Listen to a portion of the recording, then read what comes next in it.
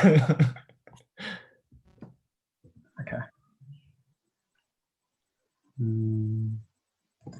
Yeah.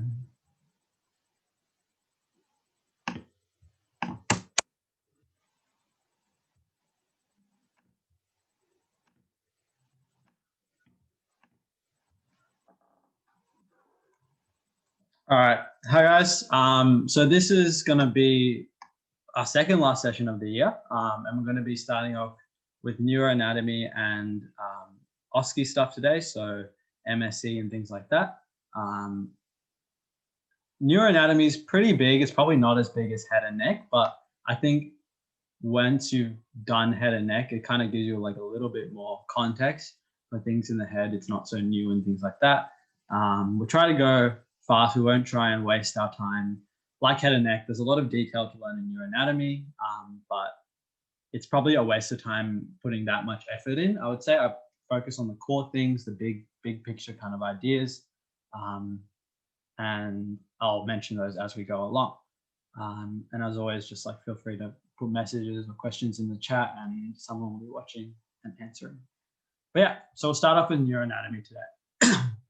So from neuroembryology, we start off by talking about the central nervous system and the nervous system, and the peripheral nervous system is two different things.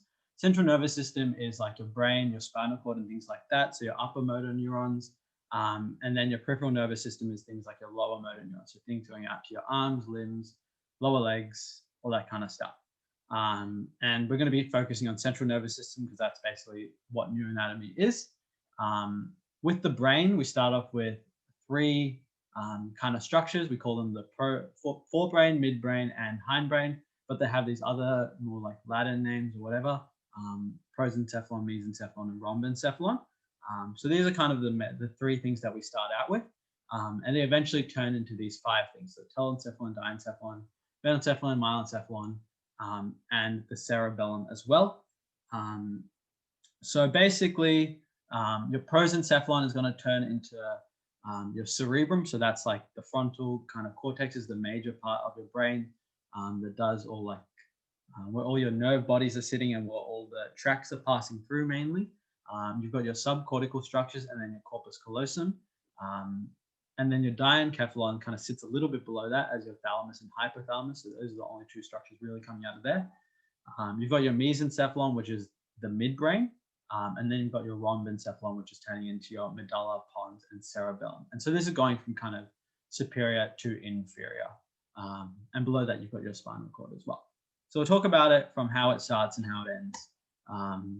So we'll pick it up at neurulation. So after we've had our bilaminar disc and trilaminar disc in week 2 and 3, we've got our notochord forming, which I'm sure will ring some bells. But basically, it's this little tube-like structure. And above it, it's going to cause your overlying ectoderm tissue to thicken and form your neural plate. The neural plate is going to form your spinal cord. So it's going to kind of heap up at the edges and combine. The neural crest tissues will also combine from either side and drift off into their own little thing. But that's kind of what it's going to end up. And so your neural tube is basically going to end up as your spinal cord in adulthood. And both of them are going to create different cells. So motor cells are going to come from your neural tube. And you can think of it kind of as like this is more ventral. So the bottom of this will be where the stomach is and where the ventral side of the baby is. And so your motor neurons are going to come through your ventral horn. So it's going to be ventral. And the neural crest is kind of dorsal. So that's going to give rise to your dorsal root ganglion. So your sensory things mainly, as well as a whole bunch of other stuff. So your sympathetic, parasympathetic nerves, Schwann cells. And the main one to note is your melanocytes, which is kind of atypical. Like you wouldn't expect it, but that's a thing to know. Yep. This is another picture showing all of the same stuff I just said, but in a different diagrammatic form. So we've got our ectoderm, we've got our notochord and mesoderm beside it. Again, it's heaping up. It's causing the ectoderm to thicken, form the neural plate. It's going to fold over from either side, and it's going to connect at the top, and it's going to form that neural tube over here. Notochord is eventually going to disappear, but like we don't care about the notochord anymore. It's not that important. And then all the other stuff is going to be happening, which isn't really relevant to neuroanatomy, but like somites are going to, mesoderm are going to be turning into muscle and skeleton and things like that. Cool. All right, this is kind of the big money slide of embryology. All you need to know is basically you started out with 3 primary vesicles or 3 primary dilations, and those are still going to stay in week 4, and then in week 5 they're going to turn into your 5 primary secondary vesicles, and that's all there is really to know. If you can remember that, you're good. So week 3 you're basically getting 3 things. It's happening kind of week 3, kind of week 4. In week 5 you're getting 5 things happening. Those are the big money points. Yep. And this just highlights again all that same sort of thing in another pretty picture. But it's also important to note that your eye is also coming out of this structure as well. The embryological tissue of the eye is also coming out of the spinal cord as well. But you don't even know the specifics of how that develops. Yep. Let's keep moving. So that was all neuroembryology. Yep, neuroanatomy. So we'll start off by talking about each of the structures one by one and going through them. So we'll start off with the prosencephalon and the cerebrum in particular. So this is your anterior-most portion of the brain. You've got 2 hemispheres and 4 lobes in each of them. It does pretty much most of your bodily functions like body temperature, reproductive, eating, sleeping, thinking, all that kind of stuff. And we can divide it into your gray matter and your white matter. So gray matter is going to sit around the outside. It looks gray. It's gray colored, hence the term gray matter. Your white matter is going to sit on the inside here. White matter is white because it's covered in your axon myelin. Myelin is white, so it's covered in white. And so you know that's where your axon fibers are going to be. And our nuclear cellular bodies are going to sit in this gray matter. That's why they're gray. They're not covered in axon, in myelin, so they're gray. And that's why they're sitting around the outside. Those are important things to note. Yeah, and this sort of gray matter, white matter thing is also seen in the spinal cord and other places as well. So it's a common principle you can apply. This is a picture of the brain. So at the front, so this is a superior view. We can see that maybe we'll look at that picture actually. Actually, it's probably a better one. We'll look at the lateral view. So we've got our frontal lobe in the front. We've got our occipital lobe in the back. We've got our temporal lobes on the side. We've got our parietal lobe kind of in the middle, sitting between our frontal and occipital lobes. And then we've got our limbic lobe sitting in the medial aspect. So it's sitting, I guess, nested within all the other lobes on the inside of the brain. You probably need to know the general locations of these. It really helps when you're figuring out stuff and just picturing the brain. But this is kind of the simple base that like you've got to know where things generally are sitting. Cool. So we'll talk about the major gyri and sulci.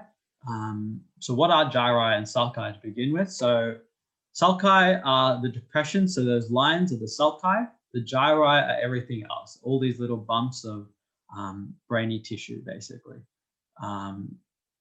And that's pretty important to remember when people are describing stuff.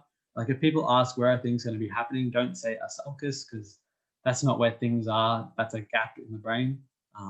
And you might not sound as smart as you'd like to sound. Yeah, okay. So we'll look at the pictures and we'll define where each of these things are. And these are probably the most important gyri and sulci to know. There's heaps of others, but it's not a good use of your time or a good use of your mental capacity to rote memorize it or learn it.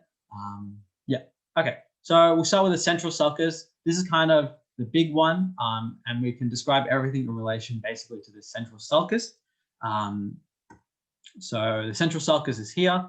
It's a line in the coronal plane, basically. It sits along the coronal plane, and it'll divide our precentral gyrus, so things that the gyrus in front of it, and the postcentral gyrus, the gyrus behind it. And so those are all named accordingly, which makes sense. Our prefrontal gyrus is going to be, sorry, I think that's meant to say precentral. That's going to be our primary motor area. And then our postcentral gyrus is going to be the primary sensory area. And this is also going to be splitting our frontal lobe and our parietal lobe as well. On either side of those, we have so on more ventral to the precentral gyrus, we've got the precentral sulcus. More posterior to the postcentral gyrus, we've got the postcentral sulcus. So they all kind of sit together.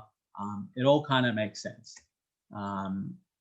Other things that we need to know about, we need to know about the lateral sulcus, so the Sylvian fissure. So that, where's the picture of that? Okay, we'll find a picture of that later. But it's basically sitting nested in the inside of the brain, and it's going to house our middle cerebral artery, and it's going to also, the Insula lobe is going to be there. This probably doesn't make sense until we see the picture. We'll find the picture later. We've got a parietal occipital sulcus, so that's going to be separating occipital lobe and parietal lobe. It's kind of somewhere here, again along that coronal plane. Oh, here it probably is. There is our parietal occipital sulcus. And then we've got our orbital and olfactory sulcuses, which are sitting kind of on the underside of the brain. So they're best described here. The orbital sulcus is kind of a H shape, so you can see the H kind of looks like that. And our olfactory sulcus is an I shape. And then medial to our olfactory sulcus, we've got a rectus gyri. It's probably not important to know what that does, but just knowing what it is, because that's things that they mentioned. Okay, and then we've got our cingulate gyrus as well, which is kind of sitting on the inside of the medial aspect of the brain as well, which we'll find a bit later. Yep, cool. So this is where our cingulate gyrus is, and we've also got a cingulate sulcus here as well, sitting around it. And those together make the cingulate cortex. What else? Yep, cool. And if you want to learn more of them, like you can be my guest, but like they're kind of like aptly named. Like in the frontal cortex, you got a superior frontal, middle frontal, inferior frontal gyri. Occipital cortex, you got a superior, middle, inferior. Same with your temporal cortex and gyri, and you've got a temporal pole on the end, kind of. So it all makes sense. There's another picture. Okay, let's talk about the frontal lobe to begin with. So things in the frontal lobe that you need to know about. Main one is primary motor cortex, or the precentral gyrus that we were talking about before. This is going to do a lot of things, as it suggests, with to do with motor functions. This is where our motor functions are pretty much originating, and it's arranged kind of like a we call it in a homunculus. So certain parts of the primary motor cortex are associated with certain motor functions of the body. So on the inside, on the medial aspect, this is a coronal cross section of the brain. On the medial aspect, we've got legs going up from toes, ankles, knees, hips, all the way to the trunk. On the lateral aspect, we've got our face most laterally, and then we've got hands kind of lateral. And this is really important when we're talking about blood supply and stroke, because if the blood supply here is affected, all these things are going to be affected first. If the blood supply here is affected, then all these functions are going to be first. We're going to get deficits in our hands and face before we get deficits in our legs. So that's pretty important. Other things that we need to know about, we've got Broca's area in the frontal lobe. So that's to do with speech. And we'll talk about that later in phys as well. We've got our olfactory area. Remember, we had our olfactory gyrus as well. Cool. Those are the important things. Parietal lobe, this is where most of our sensory things are happening. So in the post-central gyrus, Brodmann area 3, 1, and 2. So it's going to do a lot of our sensation, touch, pain, temperature, all those kinds of things. We've got other gyri, but we don't really need to know about those too much. And we can also arrange it in a kind of homunculus fashion as the precentral gyrus was arranged. So we've got our legs in the inside, and we've got our face and hands on the outside, which is also pretty similar structure. Cool. And it's important to know that the amount of surface area is kind of relevant to how much sensation or how many sensory receptors are in those areas. So our lips are really big. They've got a lot of surface area on the brain because there's a lot of sensory surface areas there. Same with the hands. We've got a lot of tactile sensory receptors on our hands. We need a lot of We need a lot of sensation just to tell where things are for our fine touch and for our fine motor activity. That's why it's kind of bigger than like our head or like our leg or a foot or genitals and things like that. Cool. Okay, temporal lobe. So there's a few things here to note. Wernicke's area, so this is another speech area. This is mainly our sensory speech area. So like our listening and kind of processing the words that are coming. And then we've got our primary auditory cortex. So this is our main listening area. So I've got deficits in our temporal lobe. We're going to have problems with hearing kind of things. There's other things as well, but they're not that big and they're not that huge to know about. Occipital lobe, visual cortex is kind of the main thing. So like what we see, our vision. It's important to note that it's supplied by posterior and middle cerebral arteries. So it's got a kind of dual supply, mainly posterior though. But it's got more capability for like anastomosis and things like that, and making up for blood supply than other places in the brain. Cool. Limbic lobe. So this is what I was talking about before. This is kind of sitting on the inside, and it's made up mainly of our cingulate cortex, so our cingulate gyrus, but also other things. So our basal ganglia, amygdala, hippocampus, thalamus, all part of the limbic system. I like to think of them as kind of like the more non-tangible functions. So like our emotions, our learning, our memory, all the motivation, all that kind of artsy stuff. Not artsy, but artsy in a way. Cool. And it's sitting kind of nested inside the brain. So it's like we're looking through the brain, and we can see we've got our cingulate gyrus, we've got a thalamus here, hippocampus there, amygdala is kind of small at the very end, and other structures that we'll talk about later. Insula, so this is sitting on the inside of the brain. We've got this Sylvian fissure, our lateral sulcus, which separates the temporal and parietal lobes, and then we've got the insular lobe sitting inside like that. And these pictures kind of just highlight that. Cool. And this is another picture highlighting everything I've kind of said, and color coding it accordingly. So again, just to highlight, we've got central sulcus, got our primary motor area, which is a precentral gyrus over here. Got our post-central gyrus, which is our primary somatosensory area. In the frontal lobe, we've got our main Broca's area, which is to do with speech. In our temporal lobe, we've got our primary auditory cortex and the secondary one. We've also got our Wernicke's speech area. And then in the occipital lobe, we've got our primary visual areas and the secondary visual area as well, just to summarize.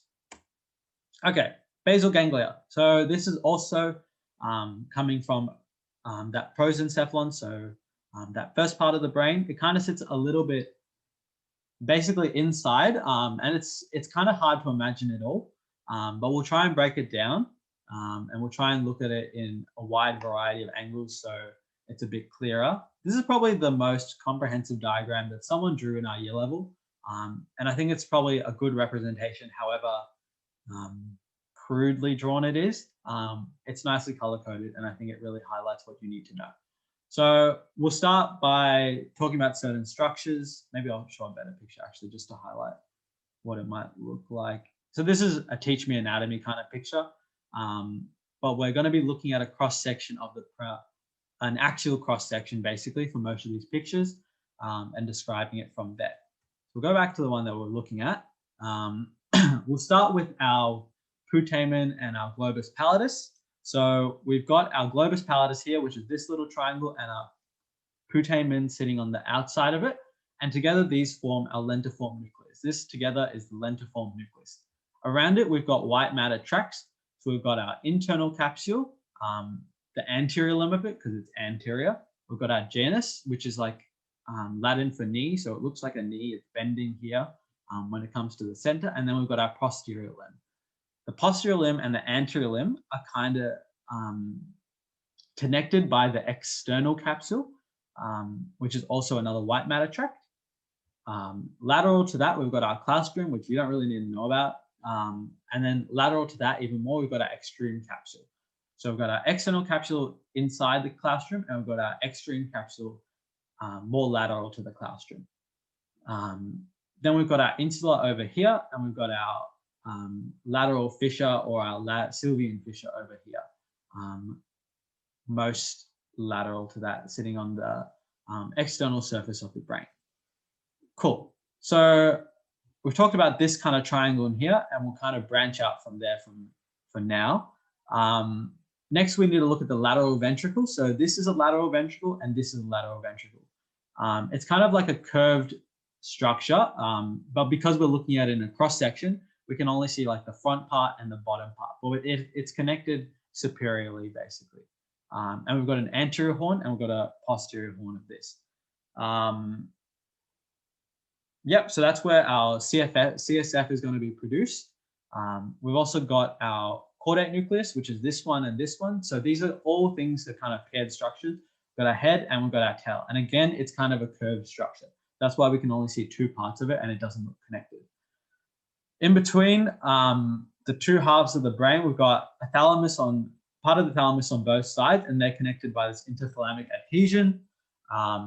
And the brain is also, both hemispheres of the brain are also connected by the corpus callosum anteriorly and superiorly.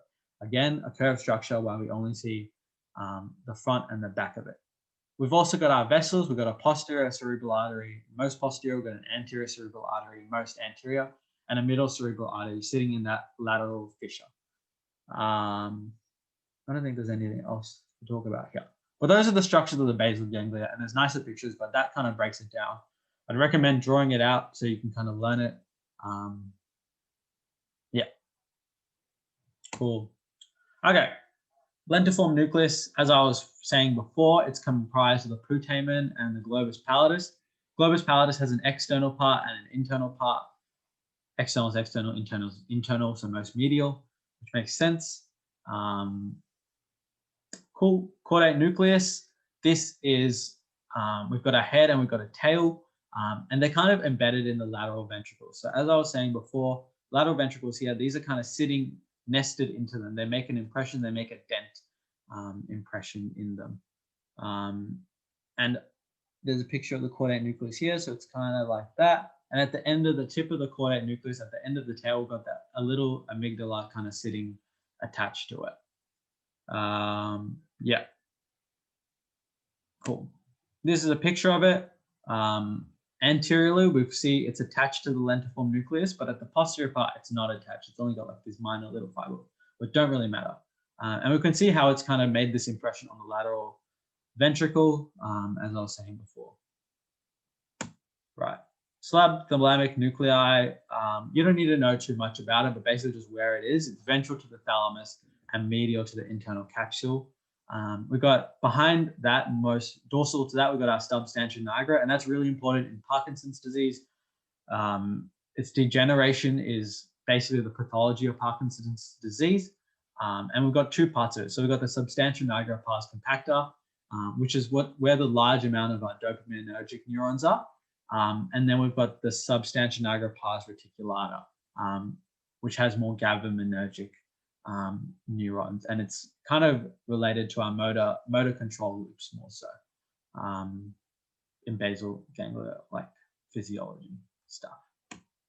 Right, this is a nicer picture. So as we were talking about before, we've got our lentiform nucleus made up of putamen and globus pallidus. Outside of that, we've got our external capsule. Then we've got a claustrum and then extreme capsule, as we were talking about before. We've got our caudate nucleus, the head, the tail. We've got our subthalamic nucleus. Here behind it, we've got the substantia nigra. And we've got the internal capsule, anterior limb, and posterior limb. Cool. All right. So that's the telencephalon. So now I'm talking about diencephalon structures. There's only two you need to know about: thalamus and hypothalamus. And to be honest, you don't really need to know much about these at all. But these kind of thalamus is kind of mainly a relay center for a lot of pathways in the brain. The two ones that maybe you want to learn, but you probably don't even need to learn at that, are the medial genicular body and the lateral genicular body. So medial genicular body is for auditory things, lateral genicular body is for visual things. And they're connected by an interthalamic adhesion between the two sides of the two thalamus on either side of the brain. Below the thalamus, we've got the hypothalamus. Name makes sense, hypothalamus. And it's got a role in memory. So you can see here, thalamus and hypothalamus below it. Cool.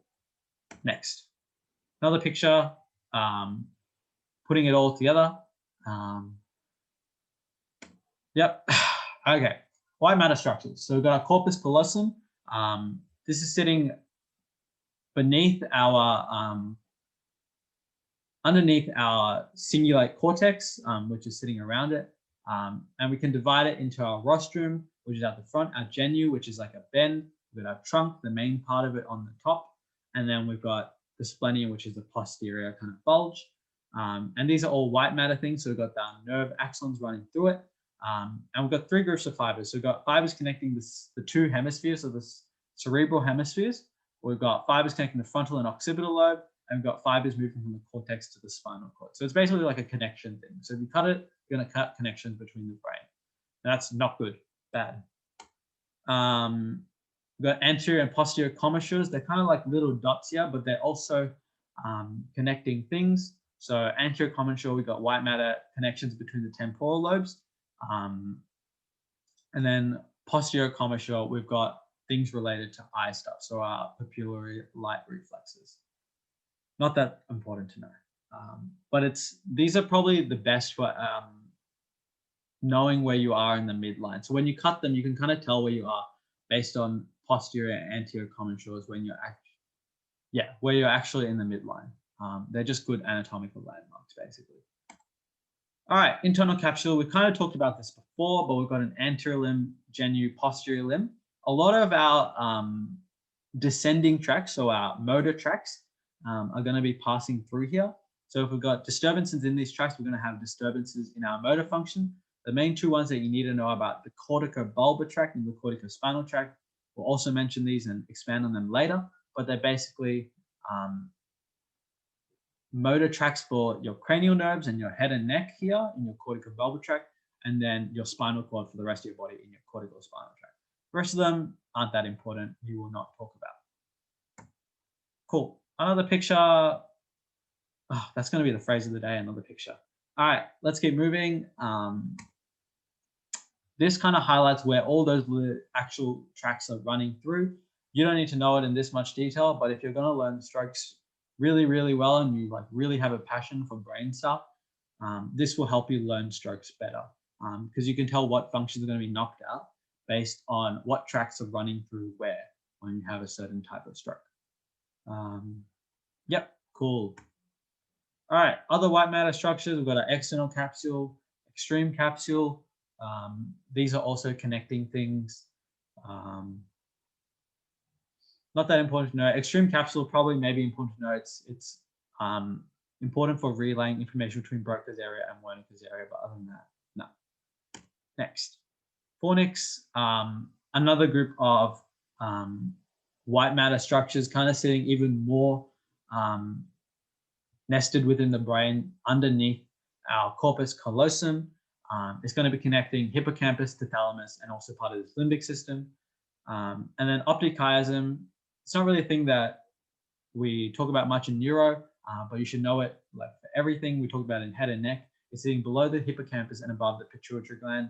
If you have pituitary pathologies, you're going to get, such as a pituitary adenoma, you're going to get problems with that optic chiasm, problems with the optic nerves, and you're going to get biotemporal hemianopsis, which is a buzzword to know. Cool. All right. Things we've already talked about, but yeah, we've already talked about claustrum, gray matter sitting between external and internal capsule, lamina terminalis. It doesn't really, it's kind of a vague location in the brain, but it's sitting around that interventricular foramen of Monroe, and it's important in regulating osmolarity via the organosum vasculosum. Pituitary gland, we've talked about it before, but it's sitting in a bony enclosure, so we call that sella turcica, and it's covered by dural fold, which is our diaphragm cella. We've got two lobes, two major lobes at least, anterior lobe, posterior lobe, and then we've got this intermediate lobe, which is for melanocyte, melanocytic stimulation of melanocyte production, basically. And our posterior lobe is going to be coming off our hypothalamus. Other structures, amygdala, mainly for emotions, stress, things like that. Hippocampus, also part of the limbic system, emotion, things like that. More so to do with memory, so short and long-term memory. Degeneration of it is what's associated with Alzheimer's disease, so you get memory loss and things like that. And the main symptom is anteroretrograde amnesia. So you can't form and retain new memories. Basically, it's instead of forgetting your old memories, you can't form new memories. All right. CSF. So moving on from what we were talking about before, we're going to be moving on to CSF and how it's produced and where it goes and how it flows. Clear, colorless spinal fluid in the brain and spinal cord. It's within our subarachnoid space between pia mater and arachnoid mater. Functions, protection, removal of metabolic waste, chemical stability and prevention of brain ischemia. It's doing all that good stuff that we like. Okay, where is it produced? So it starts off being produced in the lateral ventricles. It's going to pass through our interventricular foramen of Monro into our third ventricles. Our thalamus is going to sit in this little hole over here. It's going to pass through our cerebral aqueduct in the fourth ventricle. And then it's going to go down our spinal cord, and it might go up back our spinal cord and go into the brain tissue, into the dural venous sinuses. Sitting around the dural venous sinuses. And this is all of that in word form. So produced in the lateral ventricles by the choroid plexus. Then it's going to travel via the interventricular foramina of Monro into the third ventricle. It's going to travel via the cerebral aqueduct in the fourth ventricle, and then go up and down the spine before enveloping the brain superiorly. So that's how it's produced and where it's going. How do we get rid of it? It's going to go through our arachnoid granulations and go into our dural venous sinuses and eventually into the IJV. Cool. Another picture. Okay, meninges, layer of the meninges. We've already covered layers of the scalp. Now we're going to be talking about layers of the meninges. So we've got our skin, we've got our periosteum, we've got our cranium, then we've got meninges starting from there. And this is all going to be surrounding our brain, basically. We can split them up into three major layers, so Dura Mater, arachnoid mater, and pia mater. And that's from external to internal. So Dura Mater is most outermost. All right, so Dura Mater can be split into two layers, so a periosteal layer and a meningeal layer. There's no periosteal layer in the spinal cord, in the vertebral column. When it's reflected upon itself, we get our dural reflection, so our falx cerebra, a tentorium cerebelli, falx cerebella, and the diaphragm cellae. And these are going to just basically be dividing things in our brain, separating things. So falx is separating the two hemispheres. Tentorium is separating cerebellum and brainstem from occipital lobe. And then we've got our falx cerebelli, which is inferior to the tentorium. And kind of, yeah, it's sort of inferior and connected to it in a way. And then between these two layers, we've got our dural venous sinuses, which are going to be doing venous drainage, as the name suggests. And this is the picture of the things. So in the middle, we've got our falx cerebelli. This is a sagittal cut through the brain, through the head. We've got our falx in the middle. We've got our tentorium cerebelli dividing the upper stuff and the bottom stuff, so our cerebellum down below. And then we've got our falx cerebelli over here, posterior and most inferior. Yeah, cool. Dural venous sinuses. So this is the veins that I was talking about. These are valvus veins, which are sitting between the periosteal and meningeal layers, and they're going to be draining our brain and things like that, all those structures in there. And it's eventually going to go into our IJV. These are all valvus structures, so it means infection can travel really, really easily throughout this, as we've talked about before. So we've got we'll start from our superior and inferior sagittal sinuses. So our superior is the big one at the top, in the middle, in the midline. Inferior one at more innermost, which is again in the midline. It's going to connect with our great cerebral vein and form the straight sinus. The straight sinus is going to combine with the superior sagittal sinus at the confluence of sinuses. You're going to get a transverse sinus coming on either side, moving transversely. You've got two transverse sinus, and these are going to go down into a sigmoid sinus and eventually form the IJV, so internal jugular vein. This is all of that in words. Yep. So as I was saying, superior, inferior sagittal sinus eventually going to form at the confluence of sinus, going to combine. You've got a bilateral transverse sinuses. They're going to curve into the sigmoid sinuses and eventually form the IJV. Yeah, cool.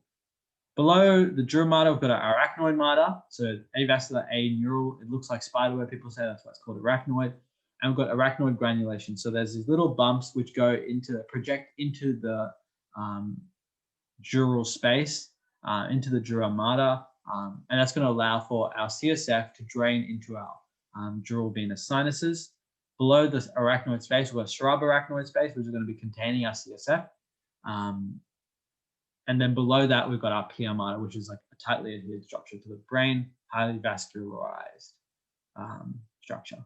So those are the layers that you need to know in the meninges. Alrighty, that's another picture. Other veins of the cerebrum. So these are all also going to be responsible for draining the brain, but these are kind of the more low yield veins to know, but you can go ahead and learn them. I'm not going to probably talk about them. I don't think there's much use in me saying what they are and naming them. But yeah, you can match them to the picture and try and imagine them and put them together in your head. Cool. Brodmann's area. So these are numbers which you assign to different regions of the cortex based on their function. So we've got our primary motor cortex, which is area 4. That's going to be mainly involved in motor movements, in our simple movements. We've got our area 6, which is our premotor and supplemental area. And these all have different kind of functions. So a premotor area is more for sensory guided movements. A proper SMA is more for planning our motor actions. And then we've got our pre-SMA, which is more for acquiring new motor skills. They all do very specific functions, even though they all might be motor functions. Yeah. Same thing. All right. We've got areas 3, 1, and 2, which are mostly somatosensory. So area 3 is specifically for touch. Area 1 is specifically for texture, and area 2 is specifically for size and shape. Area 5 and 7 is mainly for integrating information. So either somatosensory or visual and proprioceptive information, and then other more miscellaneous areas. So area 17 is visual cortex, 44, 45 is Broca's, 22, 29, 40 is Wernicke's, and 41, 42 is primary auditory. Those are probably the only major ones that I'd bother learning, if any. Okay.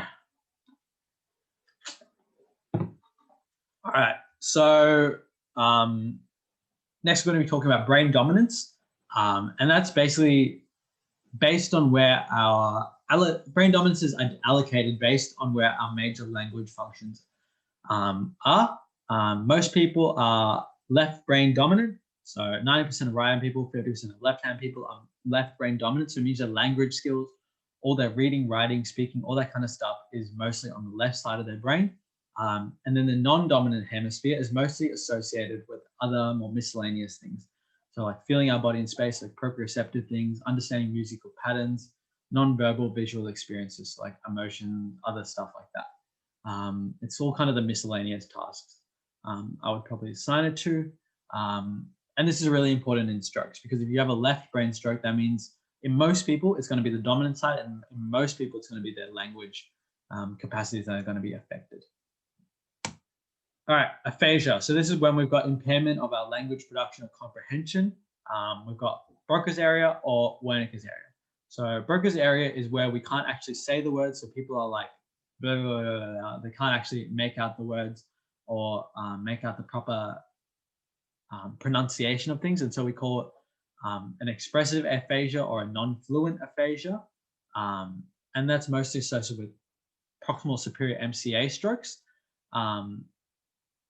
And then we've got our Wernicke's aphasia, which is where we have deficits in comprehending language, or otherwise known as receptive aphasia. People call it like fluent aphasia, word salad. These are all same names for the same thing. And that's as opposed to being like, blah, blah, blah, blah, I can't say a word. They say thing. If I said, "How are you going today, Kevin?" They would say, yellow tree, bottle, chocolate, Freddo, something like that. They'd say things that basically is nonsense, and that's why it's called word salad. Yeah, so those are two differences to know. Cool. Okay, so now we can move on to our more midbrain brainstem structures after talking about our prosencephalon structures. So from superior to inferior, we've got our midbrain, then our medulla, and then our pons. Cerebellum is a so midbrain is a midbrain structure. Medulla and pons are rhombencephalon structures. Cerebellum is also rhombencephalon structure, but it's not really included in our brainstem structures. So there's important differences to notice in classifying stuff. Things that are important here, they mainly do, the main function to know, I would say, is cardiac and respiratory control. So if you have problems with brainstem, if you have lesions in the brainstem, there's a high risk that people are going to get damage to these centers and not be able to regulate heart rate, blood pressure, things like that, or their breathing. And so they can go into respiratory or cardiac arrest. And if you're not breathing, if you're not pumping blood, you die. Like simple as that. All right. Just as a, yeah, it's just a quick thing. The order is midbrain, pons, medulla. It's on the next slide. Was that? Okay, sure. Yeah. Yeah, okay. Yeah, sorry. Yeah, midbrain, pons, medulla. I'll edit that later. Yep. All right, midbrain structures to know about. Not that many. You've got your pineal gland, which is an endocrine gland, mainly associated with your sleep and circadian rhythms. And that's going to do that through the hormone melatonin. Yep, and then you got infundibulum, which is going to connect your hypothalamus and posterior pituitary gland together. So it's going to allow for hormones to move in between. And those are the main things to know about. All right, next is going to be tectum. So this is a harder, more ambiguous structure to kind of visualize, but it's mainly associated in connecting our visual and auditory reflexes. And probably a picture will help. So if this is a axial cross section of the brain, our tectum is sitting most posteriorly, and we've got a superior colliculus and an inferior colliculus. So our superior colliculus is mainly associated with our visual reflexes, and inferior colliculus is mainly associated with our auditory reflexes, to summarize it. And altogether, they're called the corpora quadrigemina. Yeah, and that's probably the main thing that you need to know. Knowing exactly where they are, like what they're doing in like specific neural function, is not that important. All right, then we've got our anterior to that, we've got our cerebral aqueduct, which is connecting our third and fourth ventricles, which I was talking about before. Around that and kind of anterior to that, we've got our tegmentum, which is pretty much everything else. It's got communications to your cerebellum, as well as a lot of other tracts passing through that. Yeah. Then we've got our periaqueductal gray. That's important for like descending pain modulation, and also our substantia nigra, which is over here. Which again, as we're talking about before, we've got a lot of dopaminergic things, mainly for rewards, addiction, and movement. Its associations. Yep. Okay. Below that, below the midbrain, we've got the pons, and again, this is mainly for conducting things between it. So it's sitting below the midbrain and above the medulla. And it's mainly supplied by our pontine arteries, as the name suggests. So we've got disruptions in our pontine artery, then we're going to get pons issues.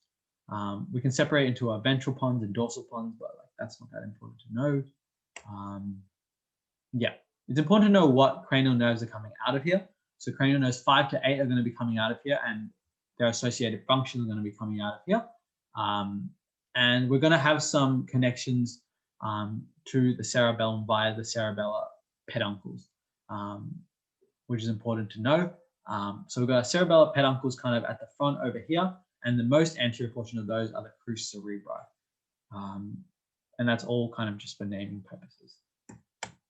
All right, below that, we've got our medulla oblongata. So this is where those respiratory and cardiac centers are mainly are. And we can name them based on certain structures in them. So most anterior and most midline, we've got our pyramids. So those are going to have some motor fibers running through them. And then we've got our olives, which are more lateral and more posterior kind of ish.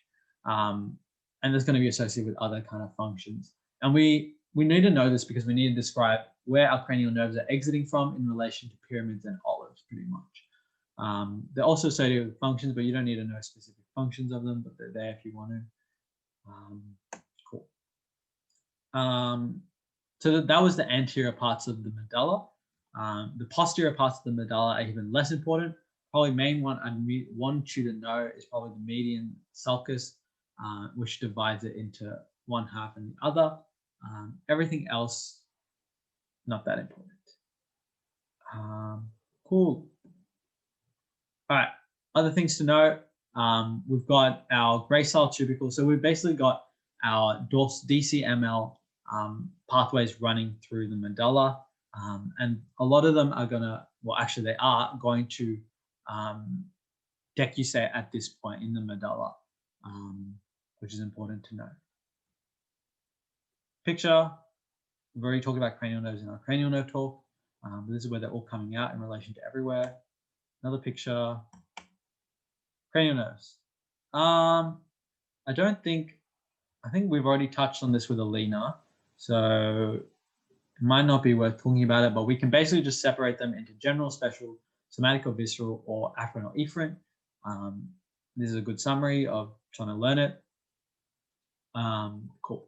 We've got autonomic fibers, which again, Alina has covered, but I'll just mention them again. So we've got our sympathetic fibers. They're going to come out and exit through ventral horns.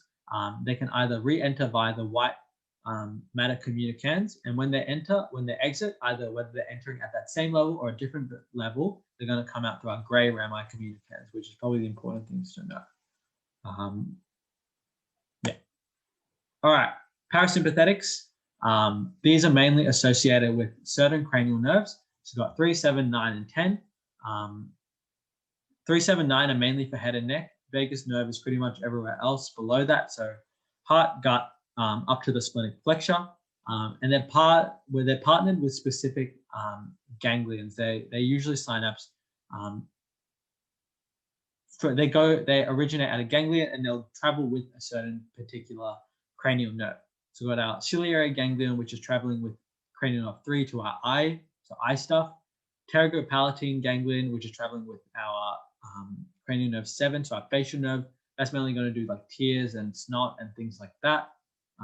Submandibular ganglion is associated again with cranial nerve 7. It's going to go to our salivary glands, and then the otic ganglion is associated with cranial nerve 9 and it's going to go to the parotid gland. That's probably the good summary to know.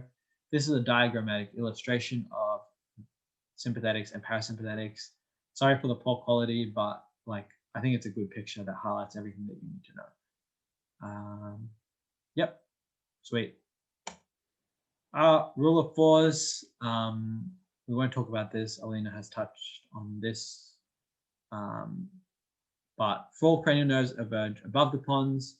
This is where they emerge from. So 2 directly from the cerebrum, 3 and 4 coming out of the midbrain at certain junctions. Yep, 4 cranial nerves emerging from the pons.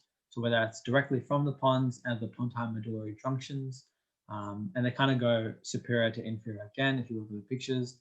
And then 4 cranial nerves emerging from the medulla. So whether that's posterior to the olives or anterior to the olives, as we were talking about before. Yep, so they all kind of go like top to bottom, as I was saying. And those are the foramen that are associated with JJ's already talked about that as well. Another picture, another summary, whichever learning method you learn best through, use that. All right, medial and lateral medullary syndrome. So this is probably a really high yield thing to know, especially in second year. But there's 2 syndromes that are associated with the medulla that can go wrong.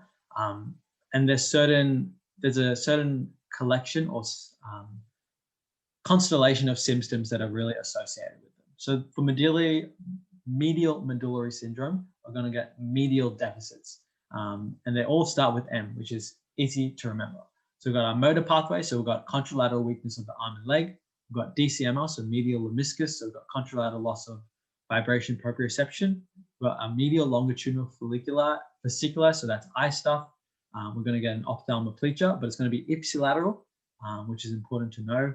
And then we're going to get ipsilateral loss of certain motor nuclei structure, and they're all multiples of 12. So 3, 4, 6, and 12 are all divisible into 12. Those are really important to know. Then we've got a lateral medullary syndrome. So these are all associated with lateral structures. So things go wrong with the lateral medulla. We've got sympathetic problems, so ipsilateral Horner syndrome. So we've got atosis, anhidrosis, and meiosis. We've got, so that's like drooping of the eyelid and like constriction. And then we've got spinothalamic interruption. So we're going to get contralateral problems with pain and temperature. We're going to get spinocerebellar, which is ipsilateral ataxia. And then we're going to get deficits in cranial nerve 5. So we're going to get ipsilateral loss of pain and temperature sensation. But we can it's also hypothesized that you can get like you can get loss of 5 and 7 or 9 and 11 as well, but they're much less common than cranial nerve 5 loss of sensation. So those are really important to know. 4 M's, 4 S's. This is what's going wrong with an internuclear ophthalmoplegia. You kind of don't really need to know the intricacies of it, but just know that you get an ophthalmoplegia, so a deficit in like eye muscle movements and like eye muscle movements basically. And so people will start to get like double vision and things like that on certain eye movements. Yep. Cool. All right, we can move to the cerebellum now. So moving even more inferior, we've got our cerebellum. Above it, it's separated from the cerebrum and our midbrain structures by the tentorium cerebelli, so that dural folds is connected to it by the superior and middle and inferior cerebral peduncles, which are basically just like little protrusions, I would say. And the most important function that you need to know about is coordination, precision, and accurate timing. So if people can't walk properly, they're uncoordinated. If they can't do certain hand movements, if they can't do those kinds of things, you're going to know there's a problem with cerebellum. It's also associated with posture and equilibrium, and that's through our like ear stuff, but we'll talk about more of that in phys, I'm pretty sure, what certain parts of the cerebellum are doing. Yeah. All right, so this is what the cerebellum looks like. This is so probably better to start with this picture. We've got an anterior lobe, we've got a posterior lobe, and then a floccular nodular lobe.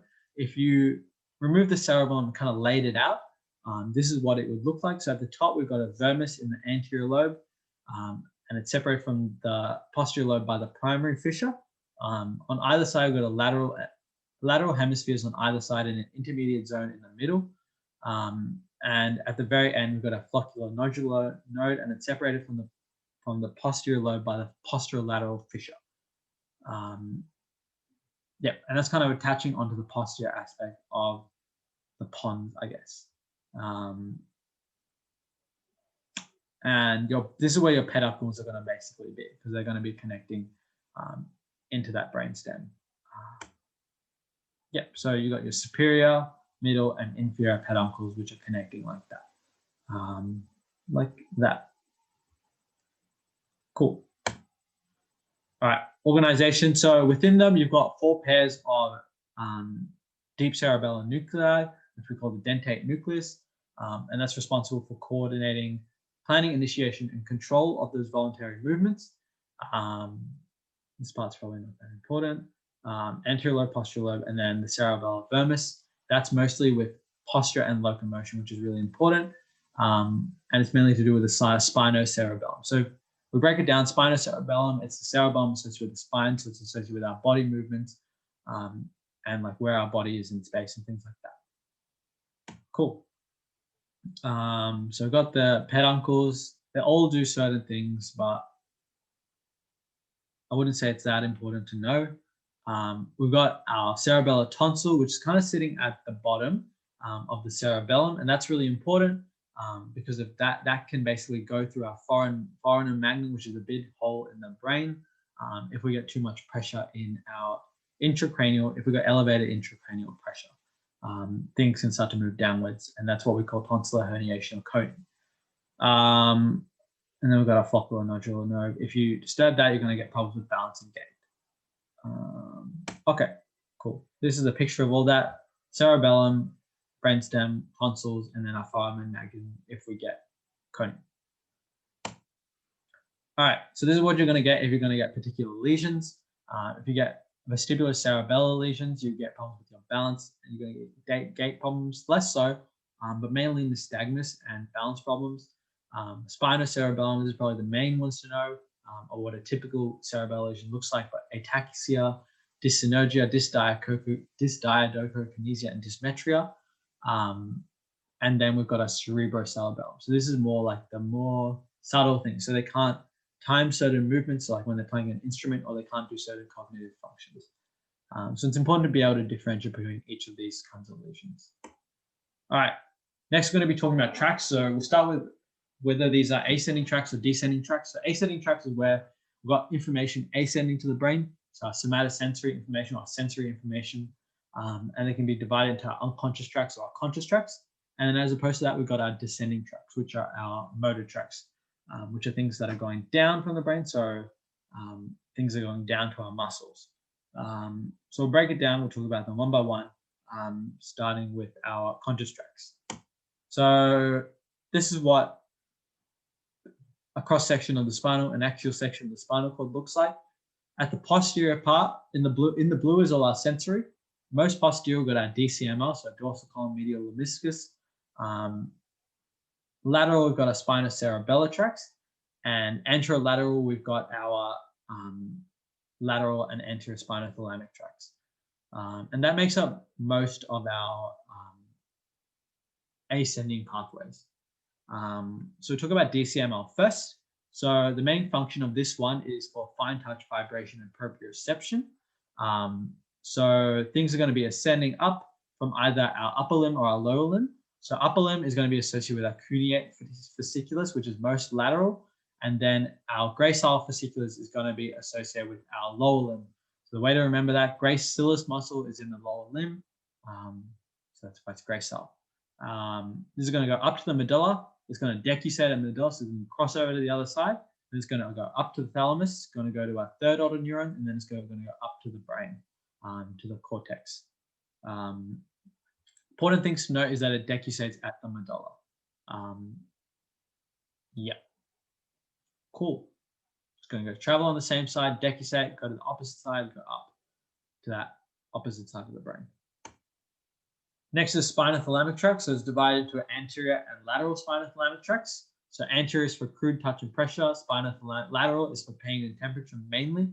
And as opposed to the DCML, which decussates at the medulla, this is going to decussate almost immediately. So it's going to go into the spinal cord through the dorsal horn, and then it's going to synapse in that spinal cord at the substantia gelatinosa. It's going to either decussate immediately or one or two vertebral levels above or below. So in that approximate area, it's not set in stone, but it's in that approximate area. You decussate immediately, and then it's going to travel up on the contralateral side. So you've got, and it's going to go up through the medulla, up through the thalamus, onto the contralateral side. So it's important to be able to differentiate between those two and know the differences in where they're decussating. And then we've got our spinocerebellar tracts. So this is mainly for our proprioception. This is the one unconscious one that we have. So posterior and anterior ones are mainly for the lower limb. They're going to go through the inferior and superior cerebellar peduncles. You don't really need to know that. But the important things to know are both of these are going to double decussate. So they're going to go cross over and then cross back. So they end up on the ipsilateral side. So our ipsilateral cerebrum. So one side of the cerebellum is responsible for its ipsilateral coordination or proprioception in this case. The other ones to know are the rostral spinocerebellar tract and the craniocerebellar tract, and these are mainly to do with the upper limb proprioception. Cool. All right, this is another picture of all that. So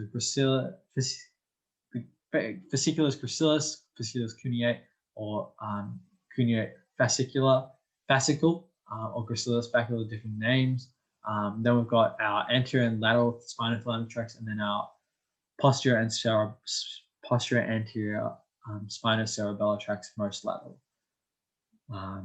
So it's important to notice that, because know the locations of these, because if you're going to get like damages to like maybe only the back of the spinal cord or this part of the spinal cord, you're only going to get damage to your DCML, but all these other functions are going to remain intact.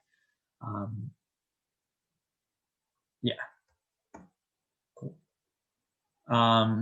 Next, going to be talking about descending tracts. So these are all the ones in red. So we can divide them into our pyramidal and extrapyramidal tracts. So pyramidal, as the name suggests, they're going to be passing through the medullary pyramids of the medulla oblongata. And this is mainly going to be for our voluntary control of our muscles. So either the body, which is the corticospinal tract, or the corticobulbar tract, which is the head and neck. Our extrapyramidal tracts are not going to pass through our medullary pyramids. And these are going to be associated more so with involuntary and autonomic control of our musculature. Yeah, cool. Those are the important things to note there. The cell bodies for this are either going to be in the brainstem or cerebral cortex. Yeah. All right. So we'll break them one by one. Corticospinal tract. So this is going to be mainly for motor supply to the body. Corticospinal, the name suggests, will go through the spine. So that's why we think of it going through the body. It's going to go through the posterior limb of the internal capsule from the cortex, from those motor cortexes initially. It's going to go through our crus cerebri, midbrain, pons, medulla, and then it's going to divide into a lateral and anterior tracts. So the lateral one is going to decussate immediately, and it's going to go and innervate at all segmental levels, so like C1 all the way down to S3, S4. But we've got our anterior one, which is only going to be doing our upper cervical and upper thoracic one, upper thoracic nerves, pretty much. So that's the important thing to note. And it's going to decussate at the level that it's terminating at, as opposed to the lateral corticospinal tract, which decussated immediately. Next, we've got a corticobulbar tract. So it's going to be doing motor supply to the head and neck. It's going to go through that internal capsule again from our primary motor cortexes, and it's going to terminate at the cranial nerves. So depending on where they are, where the cranial nerves are originating, it's important to know that they're innervated bilaterally, each cranial nerve from both sides of the brain. Sorry, one side is going to innervate both sides cranial nerves. And that's going to be for every cranial nerve except for C7, below the eyes. Above the eyes, it's the same, but below the eyes, it's only going to be innervated unilaterally from the contralateral side. And then for the CN12, it's only going to be innervated unilaterally from the contralateral side as well. So there's important differences to note. This is a picture which kind of highlights that. So I don't know if I had another picture. Actually, I've only got one picture here. So you can see that each cranial nerve is going to get innervation from both sides of the brain. This is looking at cranial nerve in 7 in particular. For cranial nerves, below the forehead, it's only going to be getting it from one side of the brain, as opposed to above the forehead, which gets it from both sides of the face. Cool. And then we've got our extrapyramidal tracts, which isn't as important to know. They're more of a miscellaneous tracts, but we've got our, most of them are going to be ipsilateral, going to provide ipsilateral control. So our vestibulospinal tract is going to be for balance and posture. It's going to be ipsilateral innervation. Reticulospinal is for locomotion and postural control. That's going to be ipsilateral innervation. So that's either going to be increasing our muscle tone, the medial one, or decreasing our muscle tone, the lateral one. Then we've got our contralateral innervating tract. So we've got a rubrospinal. Rubro means red, so it's originating from the red nucleus in the midbrain. It's going to be involved in hand movements. And then we've got our tectospinal tract, which is going to also be providing contralateral innervation, and then going to be associated with head movements for visual stimuli, so like certain reflex head movements and things like that. Other tracts to know about: rhypospinal, hypothalamo-spinal, not important, skip. This is a summary of everything that I just said. Yeah, where it's originating, where it's decusating, where it's terminating, what it's doing. This is a summary of chord transections or chord problems that you should know about, which we'll expand upon in the next slide.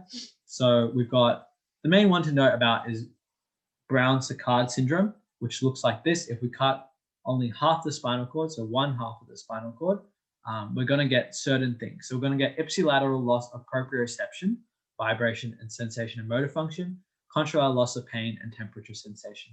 And this is kind of going to make sense, right? Because if our ipsilateral, our DCML is going to be responsible for this stuff, right? A DCML is going to be decusating at the level of the medulla. So it's going to travel up on the same side first, and then it's going to cross over. So if we cut it at this point, we're going to get loss of sensation still on this side, as opposed to our pain and temperature, which is going to be our anterior spine and lateral spinothalamic tracts. So that's going to be mainly on, that's going to be because it's decusating at that level, which is why it's going to be at the opposite side. Other things to know about our anterior and central cord syndrome. So you've got a central cord syndrome. It's going to be affecting mainly our motor tracts, as well as our pain and temperature spinothalamic tracts. And then that's going to be mainly for a flexed injury, or we've got a central, I'll start again. We've got an anterior cord syndrome, which is mainly our spinothalamic tracts and motor tracts, which is over here. That's mainly going to be due to a flexion injury. So we're going to get loss of our motor control as well as our pain and temperature. But our DCML is unaffected because it's sitting at the back. And then we've got our central cord syndrome, which is mainly the middle stuff. And it's going to get a mixture of sensory and motor deficits. And that's mainly going to be due to a hyperextension injury. All right, these are other lesions to know about. So if we've got gray cell or cuneate fasciculus lesions, we're going to get ipsilateral loss of either our lower limb or upper limb vibration, fine touch, and proprioception.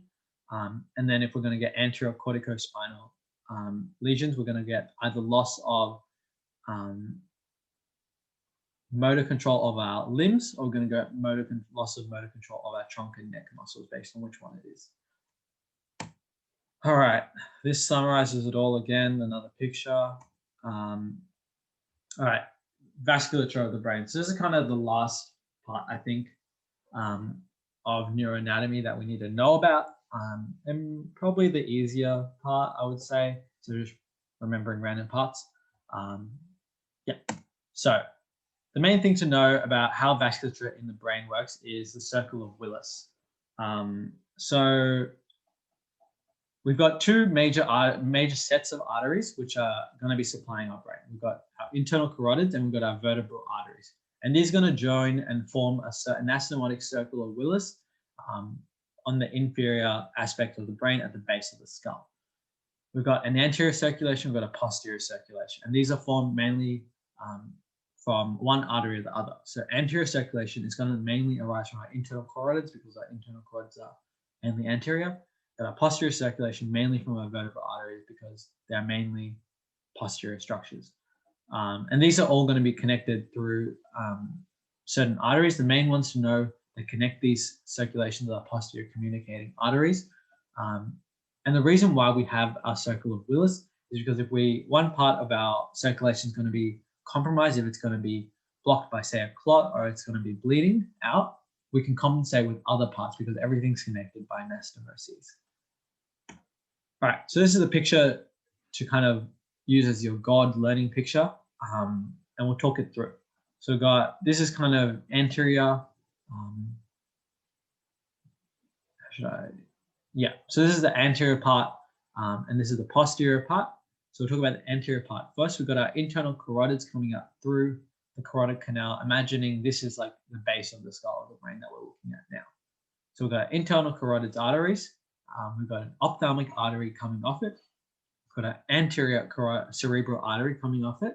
And we've got our posterior communicating artery coming off it. This is going to continue on and form our middle cerebral artery as its like final terminal branch. And then the other major arteries that we know about are the vertebral arteries. They're going to come up through our vertebrae, through our cervical vertebrae. They're going to combine. They're going to go through the foramen magnum and combine into the basilar artery. Then they're going to give us some pontine branches and anterior inferior cerebellum, which wraps around the cerebellum and supplies it. Superior cerebellar artery, and then it's going to terminate as the posterior cerebral arteries. And these are going to anastomose with our posterior communicating arteries from before. And that's how we get a big circle over here, which is the big circle of Willis, which is what we're talking about. This is all that in words. So say it again. Start off with the internal carotid artery, which is coming off our common carotid at C4, goes to the carotid sheath through the carotid canal, anterior to the cavernous sinus. It's going to give off an ophthalmic branch, a posterior communicating artery, another one you don't even know, and an anterior cerebral artery. The anterior cerebral artery is going to be connected by an anterior communicating artery, which can sometimes be absent. It's the most common one to be absent. And it's going to also terminate as our middle cerebral artery, which is kind of one of the biggest arteries to know about. Then we've got our vertebral arteries. They're going to come up from our subclavian arteries, going to go through the transverse foramen of our C6 and above, going to go through the foramen magnum and give off certain branches, so posterior and anterior spinal branches. Our pica, which supplies the cerebrum, which is a really, really important one. If we get a pica ischemia, like stroke or something like that, we're going to get cerebellar injury and lateral medullary syndrome mainly. These are going to converge into a basilar artery to supply the midbrain and cerebellum and give us some more other arteries that do other things. We've got pontine artery and then our other cerebellar arteries. So anterior inferior cerebellar artery, superior cerebellar artery, and then it's finally going to terminate as a posterior cerebellar artery, which is going to supply like mainly the occipital region of the brain. All right, so circle of Willis, the actual circle is made by certain constituents, so our ACA, our ICA, and our PCA. And these are joined by our anterior communicating arteries and posterior communicating arteries. Everything that I said before, pretty much.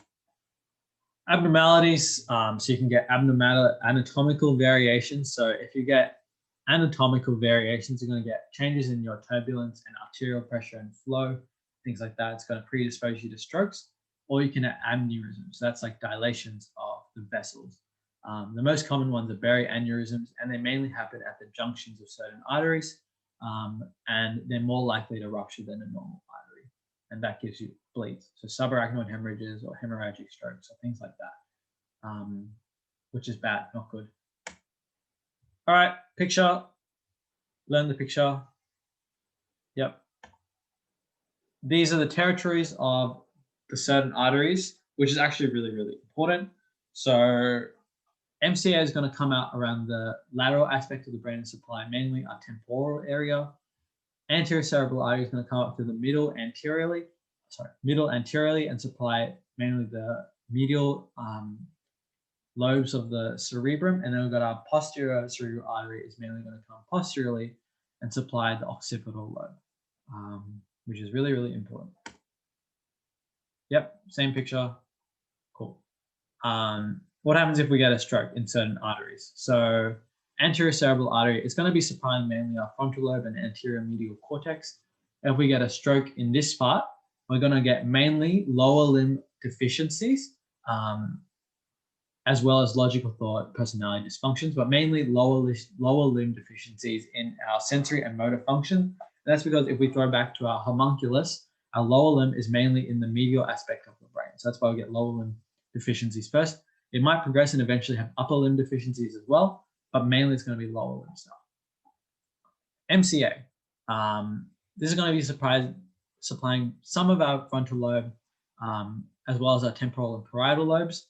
We're going to get sensory motor dysfunction as well But we're also going to get speech dysfunction. We've got like Wernicke's area in this part as well as Broca's area is also going to be supplied by MCA. But as opposed to being lower limb, affecting majority lower limb structure, it's going to mainly affect our upper limb structure. And that's because of the homunculus again. Our upper limb is mainly on the lateral sides of the brain, on the lateral aspect of our pre and post central gyrus. So we're going to get more upper limb sensory motor deficiencies first. So like tingling, loss of motor function, all that kind of stuff.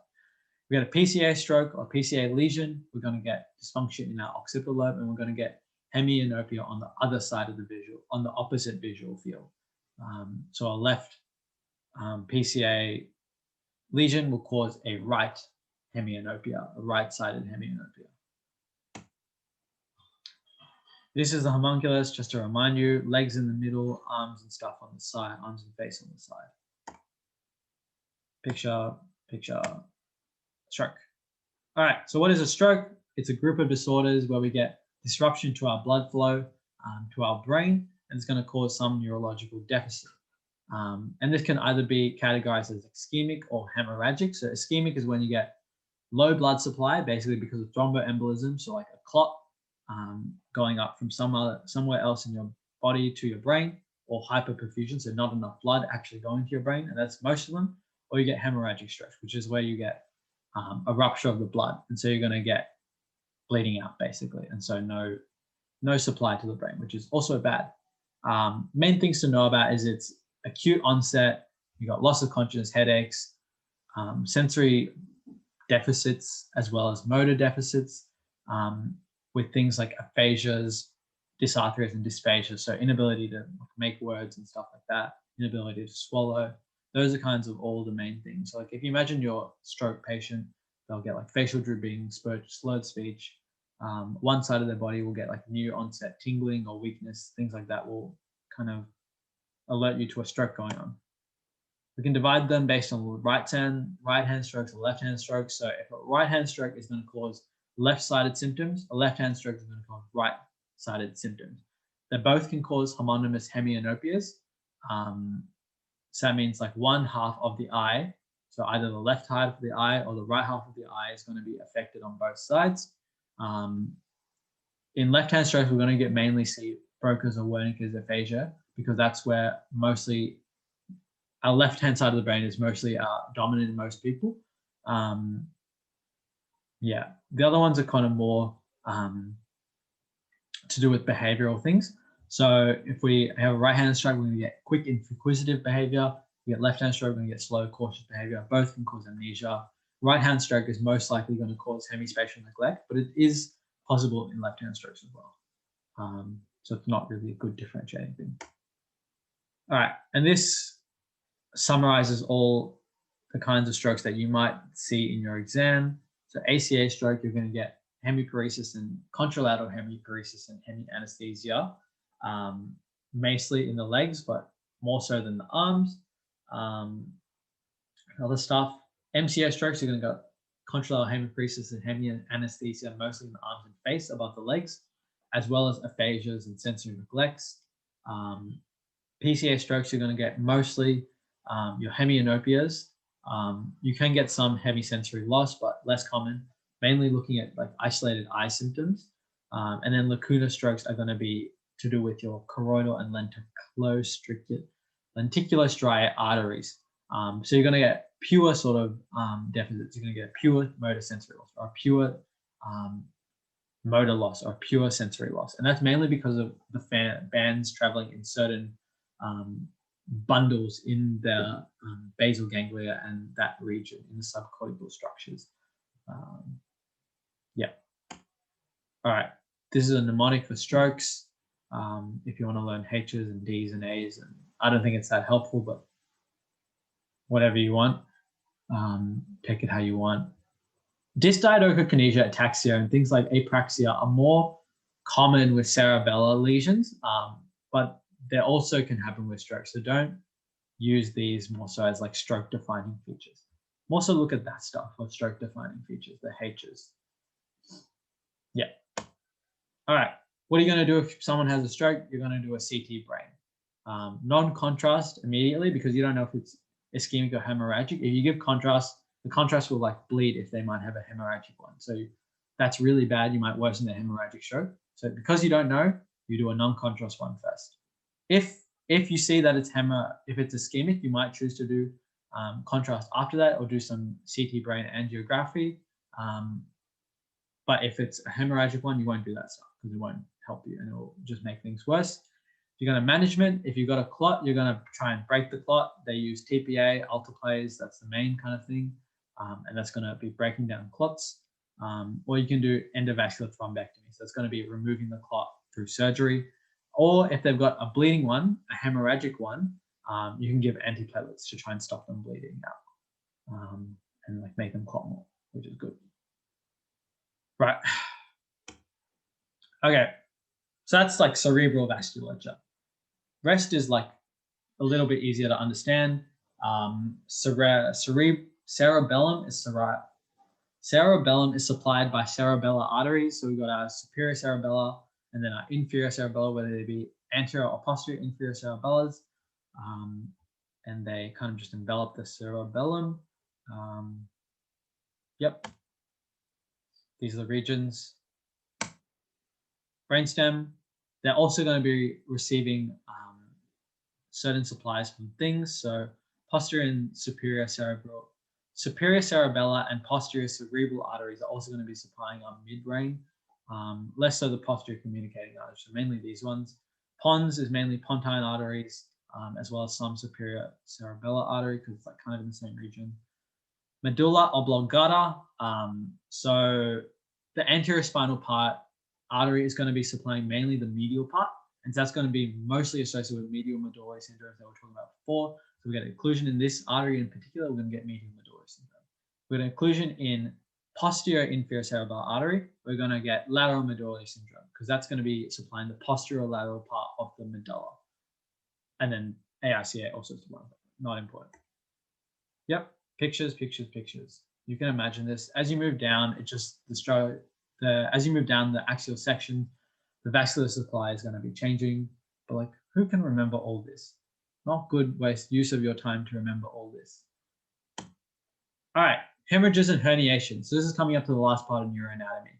So there's a few different types of hemorrhages that we need to know. We can have an extradural hemorrhage. So that's outside of the dura, extradural, outside of the dura. And this is mainly going to do to an arterial bleed. The buzzword is middle meningeal artery. It can either be, it's going to be lentiform shaped mainly, which is like a lemon shape. So it kind of looks like a ball kind of thing. You've got subdural hemorrhages. So that's going to be happening below the dura, subdural, and it's going to be mainly due to bridging veins. So if you get a tear in a vein, that's going to cause a subdural hemorrhage, and that's going to be crescent shape. And then you've got your subarachnoid hemorrhages, which is within the arachnoid space or below, within the arachnoid space. You're going to get blood in the CSF, and the big buzzword to note is like thunderclap headache, worst headache of their life, and it's like a really immediate onset. On X-ray, you're going to see, on CT, you're going to see a stellate sign. Stellate means star. And this is going to mainly be due to ruptured cerebral aneurysm. So knowing these is really high yield. This is a picture of what they look like. This is what a lentiform, some extradural hemorrhage looks like. This is what a subdural hemorrhage, it's crescentic. It looks like a banana. And then you've got your subarachnoid, which is stellate, star. People say it looks like a crab or something. I can't remember what they say about crabs, but someone says it looks like a crab who walks. So I've heard that before. So if that helps you, do whatever you want. But I remember it as like sub banana. So sub B banana, whatever, do whatever you want. Herniations. So this is when your brain is moving because we've got increased pressure within the skull. It's really bad. A bunch of different causes. Basically, if things are taking up space, if we've got fluid, if we've got blood, if we've got stroke, if we've got tumor, if we've got infection, things are going to be taking up space and causing things to move around and your brain to be bad. We'll talk about them one by one. So subfalcine, things are moving under the falx cerebri, which is bad. They're moving from one side of the brain to the other side of the brain, subfalcine. We've got central, so things are moving across the tentorium cerebelli, so it can move upwards or downwards, whichever you want. You've got your uncle, so the uncus of the temporal lobe can move towards the tentorium cerebelli and squeeze on the midbrain in this area, or you can have transcalvarial, which is things going actually through the bone. So those are all things happening above the tentorium cerebelli. Then we have things happening below the tentorium cerebelli. The main one to note is a tonsillar herniation. The tonsil of the cerebellum can move up or down. Down is the most common one. And if it moves down, then people die. It moves down, it gets put pressure on it, and you get your cardiorespiratory centers being affected and people die. Really, really, really bad. Yeah. Okay. That's the end of neuroanatomy. No one stayed till the end because it was exhausting. So no questions, which is easy. But like, if you have any questions, feel free to message us or whatever. And now Kevin's going to be doing OSCE and clin skills kind of things. So I'll chuck it over to him. Cool. So hopefully I share the right thing and it hasn't just gone to something weird. Yes. Yes. Yeah, it's all good. Cool. Cool. All right. So OSCE stuff. This stuff is pretty chill. There's not much here. To be honest, I'll be pretty quick. So we'll start with some general nervous system stuff. Some of this stuff was covered, I think, with Alina's cranial nerve talk. So we'll zip through this. But to begin with, in terms of history, this is the systems review for second year. It's a bit long. It's a bit Siebes.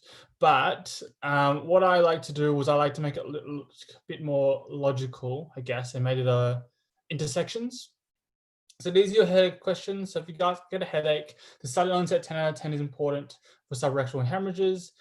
If there's a pressure, that's very vague and not very useful. Morning headaches are a little bit more for tumors or increased intracranial pressure, which can be from tumors and all other things. And those meningeal signs, which is this meningitis type of questions. But I think listing it out into these kind of different sections makes it a little bit easier to learn. So this is how I did it back in my time. But this is just a list of questions you need to know for your neurohistory, which is very possible in your Monskis. All right, but the upper and lower limb peripheral nerve exams are not very likely, / not likely at all. And they do it slightly differently in the hospital next year anyway, but this is a general vibe that you should be comfortable with, just so you aren't stumped when you get there. In terms of things that might be useful in your written exams as well, arm drifting is evidence of cerebellar potential disease. You're looking at tone for lead pipes and cogwheel rigidity. Things like this Parkinson's will cause some of this because of the tremors and because of the increased tone. But these are the classical reasons for it. This is your definition of power. So when you report power, this is what you're actually talking about, which is important when you're looking at that. In terms of the motor components as well, these myotomes are not necessarily the most high thing ever, but they're good to know, just to localize lesions if they potentially ask you to. I guess how I remembered it was these are always linked, they're very close together. So 5, 6, and 6, 7, 8, your, I guess, two opposite movements. And then abduct rotation is the same as 5, 6. Then you start again with the 5, 6, and logically you move to 7, 8. And then you just have to kind of think about all the flexions are the lower numbers, all the extensions are the bigger numbers, basically. Same with the reflexes. Know the nerve roots, and I guess the size and severities based upon the lesions. So upper motor neuron lesions will cause exaggerated responses. Lower motor neuron lesions will cause reduced reflexes. And then the coordination tests are as follows. They're all basically looking at cerebellar disease. So if you see problems with coordination, that's generally speaking only going to be a cerebellar problem, or a cerebellar primary problem, because that's what the cerebellum is designed to do. These are the sensatory tests, so spinothalamic and dorsal columnar, as Gavin was talking about before, so we won't really talk about that, but this is what these tests are designed to do. And then your special tests. So remember back to your first year hand, upper limb anatomy, and think about what they kind of all did. So what your radial nerve would do is your extensor component, so you get wrist drop, etc., etc. So keep a mind fresh of those kind of things, just so you know.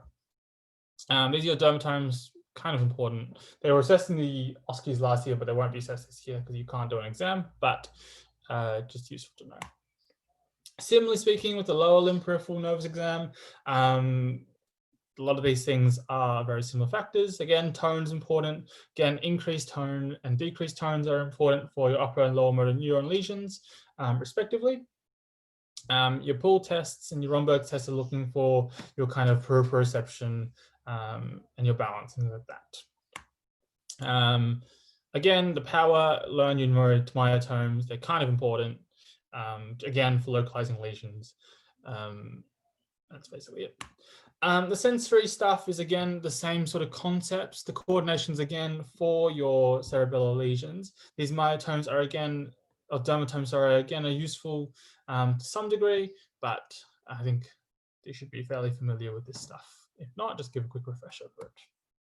Okay, so mental state exam, the MMSE. So the mental state exam you might get. The MMSE, I really doubt you'll get because it's a bit of a waste of an OSCE station. But depends how confident they are with the technology really to give you an MSE. How they'll assess it is they'll give you a video to watch and you'll comment on it with your mental state exam components. So the acronym that I used was aseptic J, and it goes through these components, and we'll talk about that in a little bit more detail. And you basically literally just watch a video and the examiner will ask you to report what you saw, basically, and you have to comment on these things. So these things are literally all things that I remembered so that I could try and regurgitate them had the time come. No one else expected it to come up in our OSCEs, but they ended up coming up, so just keep in mind that for that. So appearance and behavior, so these are the things of appearance, literally anything they do. If they wear dark clothing, comment on their dark clothing. Apparently it's indicative of something. The behavior, their arouse, I guess, or their actions, their body language. Are they drooping down? Are they like closed? Things like that. Looking at their speech, so how they're talking. We'll talk a little bit more about speech in a second, in a little bit more detail. But speech is meant to be a replica of how they're thinking. So their speed of speech is important. What they're saying is also important as well. So emotion is important, and we'll go into this a little bit more detail in a second, but this is composed of two components, both mood and affect. Remember, mood is what we perceive they're feeling. Affect is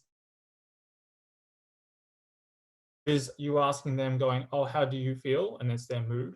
Whilst affect is how they, how you perceive how they're feeling. So what do they give off in terms of their affect?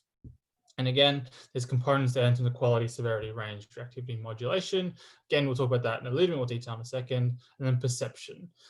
Most of the times in the ones you get given, they won't have any perceptual abnormalities, but you can't say that they have no perceptual abnormalities just because you haven't seen anything.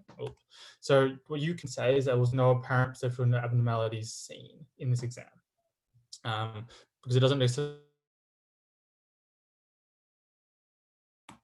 Again, with thought, so thought and speech is kind of similar in kind of how you work it out, but dream, form, content, and thought alienation are the four criteria that you kind of want to think about, and think about these kind of elements of those criteria. Insight is about, do they know if they have a psychiatric problem or not? So are they aware of the fact that they have depression? Are they aware of the fact that they, I don't know, have different kind of psychiatric conditions, or are they completely blissfully unaware? If they're unaware, then they have poor insight. If they are aware that they have something going on, there's good insight into their condition. Sometimes you might not be able to tell, but you don't get told or asked. Cognition is never really tested in an MSE because it just takes time and it's literally a worksheet. And so what you can say is that's not formally tested, but appears closely normal if they're just conversing in a normal conversation in a fairly okay manner. And then judgment is about problem solving and can they think logically about things, basically. The mini mental state exam, as I said, is unlikely for you to get given in an OSCE and even less likely to get given in a MONSCE because it's literally a sheet of paper they give you to talk to the patient and get them to do. But there are different aspects of the mini mental state exam, or the MMSE, that test basically different areas of the brain. And they are as follows, basically. Some of these elements are a little bit comparing with a couple of things, but this is a general gist. So for instance, this clock face thing is about sequencing. It's about the frontal lobe in terms of how they order their actions. But if they're neglecting half of the clock, that's also a parietal visual spatial topographical sort of thing. So they have a little bit of overlap, but it's not really a complexity you need to know. I guess it's useful to know that they'll generally get worse with increasing age, medical illnesses and psychiatric illnesses, and during when they're basically not concentrating because it's assessing their cognition. So if they're stressed or anxious, then that's going to impact their score. The average score is 25, but it generally will fall over time, and it increases with education, as I guess logically sort of makes a little bit of sense. The MMSE will generally speak for temporal lobe impairment primarily, as that's where its focus will lie on, but basically can tell or give indications of other things such as dementia, delirium, and schizophrenia or anxiety, whereby you don't pay attention or you're not fully paying attention to your task because you're so anxious, basically. But it's more of an indication of cognition rather than a specific diagnostic factor. So there are a couple of components. I don't think it's important for me to really go through each and every single one of those details, but they exist, and you can have a look at these in your own time to really focus on them. But it's literally sheet of paper they would give you. Hopefully you've seen that. In terms of, again, these frontal lobe tasks, some things like drawing a clock can also have a parietal component to it. So they aren't necessarily so hard and fast, but there's a little bit of variation. Okay, so mood is what they say they're feeling. Affect, as like what I said, is what we perceive they're feeling. And it's comprised of five elements. So the quality, so what actually are we thinking they're feeling? The range, the reactivity, the appropriateness, and modulation. So the range is, I guess, how much of a mood there is, I guess. So are they only expressing certain elements of the mood, or are they expressing a wide variety of mood? So are they always sad? Are they always, I don't know, really happy? Or are they like fairly normal and have a little bit of both? If they're blunted, as in they have no extreme or no higher up of mood, basically, that's called flat. And if someone's restricted, but restricted just to the depressed aspect or the sad aspect, we call that a depressed affect. I'm not sure if I talk about this later, but you can also, so also for mood and affect, what you also want to comment on is a little bit of severity. So how severe is this kind of affect? And it's something that will give you a score for or a point for. So you can say it's mild, mildly depressed affect or severely depressed affect. The reactivity, so do they react normally to stimuli? So are they responding to what you think they should have normally? Appropriateness is then, are they, again, I guess, appropriately saying what they should be saying towards things? So if they say, I don't know, something really traumatic happened to them and they're just happy-go-lucky, that's a bit odd, or it's a bit different to what you might be expecting. And then modulation, I guess, is the affect well communicated. Is it genuine? I.e., you ask them how they're feeling and they say they're feeling great, and then they don't look great. That's a little bit of a discontinuity there. Or they might be saying things that are incongruous to their affect. And that's kind of a modulation thing as well. So there are 4 elements of thought. So stream, form, content, and alienation. Yes, content's on the next slide. So stream is about how fast they're talking. So we're talking about, thought stream is assessed through how fast they're talking. And it's through slowed, normal, increased, or pressured. Pressured speech is basically when they're talking so fast that you can't interrupt them. You physically feel like you can't interrupt them. And it's an indication of basically they're thinking really fast. Form is, I guess, how it's organized. Things such as flight of ideas are important, or formal thought disorder is a kind of an idea, but you don't really need to know too much about it. So flight of ideas is when you have sort of random words come in and out of your thought, basically. You talk about random things. It's different to tangentiality, where it's like they go down a different path, but it makes some sort of sense. Flight of ideas is just they pull random thoughts out of thin air. Alienation is when you feel like you have no control of your own thoughts. In terms of content, so content, you have specific content, so phobias, obsessions, and compulsions and delusions. Here, some of the important thought content ideas is if they have ideas of suicidal ideation or self-harm, that's an important content to talk about. There are also others such as delusions and things like that, which need to be talked about as well. So delusions are thoughts that held with absolute conviction that cannot be reasoned with. And basically how you assess that theoretically is it possible, is it likely, and does it make sense? If it's yes to all of these, it's probably not a delusion, but if it's no to any of these, then it potentially is. And this is, I guess, another one of those tables that you kind of want to talk about and think about, understand. So delusions are a conviction, they're fixed and they're significant to them. This is, I guess, fairly controversial view, but I guess the differentiation is it's understandable. But I think that to some degree it talks about how society works as well. In terms of perception, so if impaired, this can be hallucination, illusion, misinterpretation, or passivity phenomenon. So 3 criteria of this in terms of different hallucinations, illusions, and misinterpretation or misidentification. There's a table here that's fairly good at explaining this stuff. But hallucination is a false perception of something that is real, but it's not correctable. So they see something, but it's not actually there. Or they hear something that's not actually there, and you can't fix that. Illusion is a real perception, so a real thing that they misperceive, and it's usually correctable, as in you can tell them it's not there and they can be fixed.